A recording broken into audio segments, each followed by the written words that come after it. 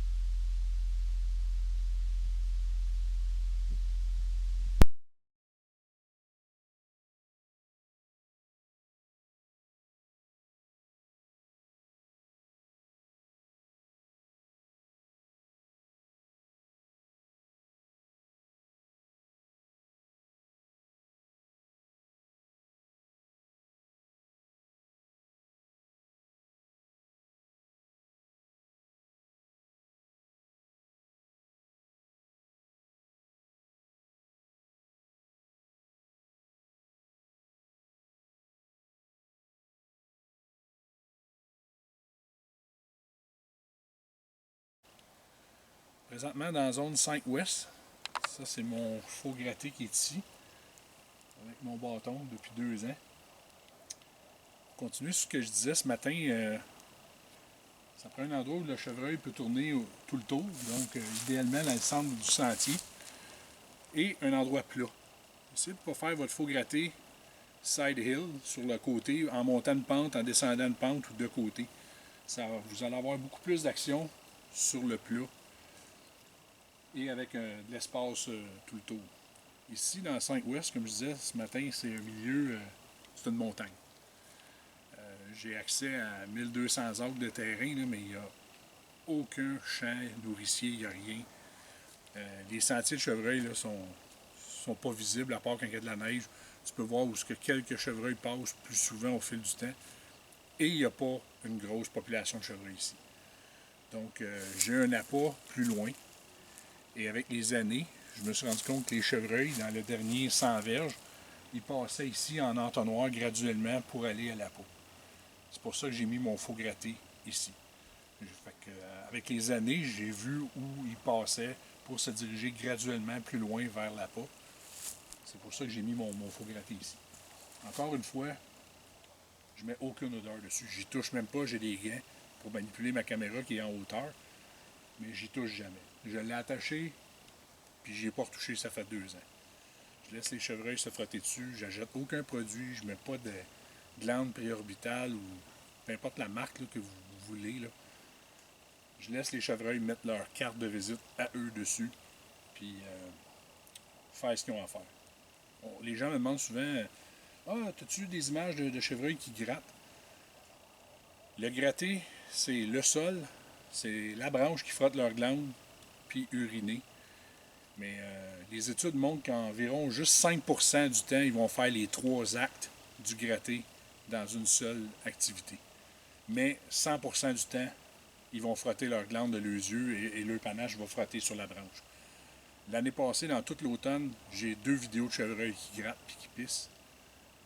Mais j'ai je ne sais pas combien de vidéos de chevreuils qui viennent frotter leurs yeux sur la branche, par exemple. Fait que moi, je réouvre le gratté. À chaque fois que je viens, à tous les semaines, je change ma carte en caméra. Je montre qu'un chevreuil est venu, ça fait du visuel. J'enlève les feuilles, surtout là, d'ici 3 semaines, 1 mois, là, ça va commencer à tomber plus les feuilles. À toutes les semaines, je vais le nettoyer. Ils n'ont pas besoin de savoir que c'est pas un chevreuil qui l'a fait, mais l'important, c'est la branche. Je ne touche jamais à la branche. J'ai changé la carte il y a 2 semaines. Cette journée-là, ça a donné que j'avais envie d'uriner. J'ai uriné moi-même dedans, mais ça change absolument rien. Là. Je fais juste pas me retenir. J'en fais pas un « Ah, faut absolument que je le fasse » ou « Faut pas que je le fasse ». Ça dérange pas. Mais la partie la plus importante, là, elle est là. L'année passée, j'ai tiré un beau 7 points. Il s'est battu avec un 3 points juste en dessous. Puis je l'aurais peut-être récolté sans il faut gratter, là, mais l'action s'est déroulée ici. Ma caméra a filmé l'action. Puis dès que j'ai eu une vision dessus pour le tirer, je l'ai tiré un petit peu plus loin. Puis la chasse s'est faite comme ça ici dans la 5S. Comme je dis, on n'a pas une grosse population de chevreuils ici. Là. Il n'y a pas des sentiers super banalisés, là, comme je vous ai montré un peu tantôt là, dans la 5 Ouest, où la densité de chevreuil est beaucoup plus grande. Fait que je vais voir, j'espère avoir peut-être eu de l'action, un chevreuil ou deux qui sont venus, comme d'habitude, là, se frotter. J'ai pas commencé à apporter non plus, je commence aujourd'hui ici. Dans la 5 Ouest, je n'apporte pas, mais ici, dans la 5S, j'ai un appât là, qui va être un petit peu plus loin en haut. Fait que, j'espère que j'ai passé au travers de tout ce que je voulais vous dire. J'ai juste une anecdote sur les glandes, des produits en bouteille. Je n'aimerais pas la marque, là, mais il y a 4 ans, j'ai acheté un produit, puis je me suis dit, je vais l'essayer. Puis en vérité, c'est la dernière fois que j'ai acheté un produit. Là. Puis j'avais un autre cache environ 1 kilomètre d'ici, puis qui était sur une ligne de transition entre une forêt de pruche puis une forêt plus de bois franc. J'ai décidé de faire une fausse rub, un faux frottage sur un arbre. J'ai pris ma petite Browning, j'ai écorché l'arbre pour se donner un peu de visuel, puis j'ai commencé à mettre la petite glande en pâte. Puis je sais bien que je suis pas un chevreuil, là, mais à mon nez, ça sentait le parfum. vous savez, quand vous allez à l'épicerie, là, et vous suivez une personne âgée un petit peu plus loin de vous, là, à la marche, puis vous sentez son parfum de toutes les possibilités de fleurs, là, c'est ça que ça sentait. Je me suis senti assez coupable. J'ai dit, voyons, ça n'a pas de sens. Ça sent pas de même. J'ai tué des bocs dans ma vie, là, puis un boc, ça sent le boc. Là, ça sent pas le parfum. Je suis retourné à mon 4 roues, j'ai sorti ma machette. Puis à coup de machette, j'ai tout enlevé l'écorce que j'avais mis à la pâte. Là, puis j'ai mis ça dans un sac. Puis je l'ai enlevé, puis je l'ai tout ramassé. Je voulais pas que ça sente ça. 4 ans plus tard, aujourd'hui, là, quand je sors ma machette de mon étui, il est toujours sur mon 4 roues, c'est un nylon balistique, là, ben, il sort une draft de parfum. Je ne peux pas dire que ce produit-là, il sentait pas parce qu'il sentait, puis il sent encore 4 ans plus tard dans mon étui, là, mais je sais pas, des fois, j'ai l'impression que on se fait avoir un peu par les compagnies. Là. Certaines compagnies, en tout cas, nous vendent des produits là, supposément miracles. Puis moi, j'ai décroché. Ça fait 4 ans que j'en achète plus du tout, du tout. Puis je regarde toutes les compagnies qu'on a au Québec, puis je me demande, est-ce que on est plus ingénieux parce qu'on invente plus de produits parce qu'il y en a en Moses sur le marché au Québec? Ou au Québec, on pense tout à la pensée magique, ou on veut tout se fourrer un l'autre, je ne le sais pas. Mais je suis pas sûr qu'il y a autant de compagnies qu'il y en a au Québec. Ah, pour le reste du Canada, je ne veux pas parler contre personne, là, mais ça en est ahurissant. Moi, je mets rien. Puis si j'ai envie de pisser, je pisse.